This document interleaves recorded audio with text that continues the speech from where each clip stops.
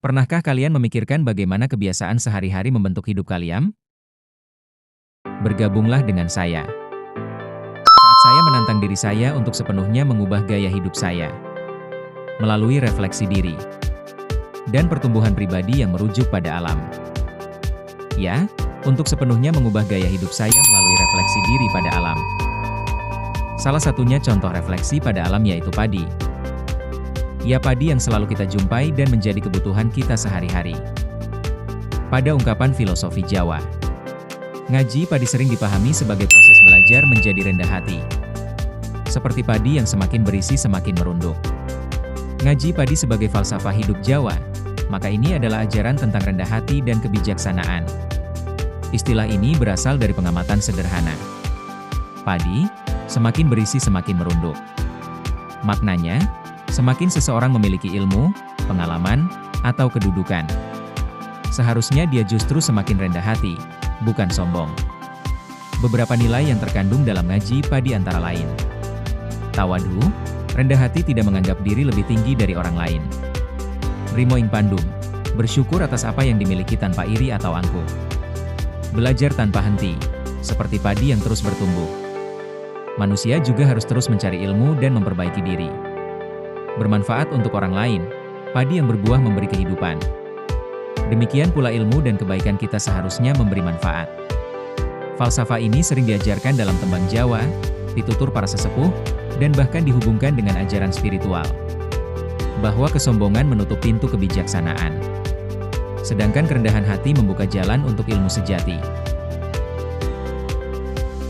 Berikut beberapa contoh penerapan falsafah ngaji diri dalam kehidupan sehari-hari. 1. Dalam belajar dan bekerja. Tidak merasa paling tahu. Misalnya, saat bekerja dalam tim. Tetap mau mendengar masukan orang lain. Terus belajar. Seperti padi yang terus bertumbuh. Kita juga selalu mencari ilmu baru meski sudah ahli. 2. Dalam bersosialisasi. Menghargai orang lain. Tidak merendahkan orang yang ekonominya lebih rendah. Atau yang ilmunya belum sejauh kita. Ramah dan tidak sombong. Seperti padi yang merunduk, kita menunduk bukan untuk kalah, tetapi untuk menghormati orang lain. 3. Dalam spiritualitas. Bersyukur dan tidak congkak. Saat mendapatkan rezeki, jabatan, atau kesuksesan, kita sadar semua itu titipan, bukan hasil semata-mata dari diri sendiri. Mengabdi dan bermanfaat. Semakin banyak ilmu dan rezeki yang kita miliki, semakin besar pula tanggung jawab kita untuk berbagi dan membantu orang lain. 4. Dalam menghadapi ujian hidup. Tetap tenang dan tidak mengeluh berlebihan. Menyadari bahwa hidup ada pasang surutnya. Seperti siklus padi yang harus melalui proses panjang sebelum bisa dipanen. 5. Dalam keluarga. Mendidik anak untuk rendah hati. Mengajarkan bahwa kepandaian atau kekayaan bukan untuk membanggakan diri, melainkan untuk membantu sesama. Inilah mengapa ngaji padi sering dianggap sebagai laku spiritual sekaligus etika sosial. Ia menuntun kita untuk menjadi manusia yang berisi, tapi tidak meninggi. Coba bayangin petani yang tiap hari sabar ngerawat padi.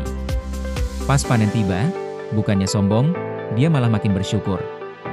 Sama kayak hidup kita, makin banyak ilmu, pengalaman, atau rezeki yang kita dapat, harusnya bikin kita makin rendah hati. Disitulah kerennya filosofi padi. Makin berisi, makin merunduk. Kesimpulan di atas adalah, hidup itu proses, sama kayak padi. Sabar pas berjuang, rendah hati pas berhasil, itu kunci biar hidup kita tetap tenang dan berkah. Jadi, gimana menurut kalian? Pernah gak kalian ngerasain momen yang bikin kalian merunduk kayak padi? Ceritain di kolom komentar, ya. Dan kalau suka vibes kayak gini, jangan lupa cek video lainnya juga ya.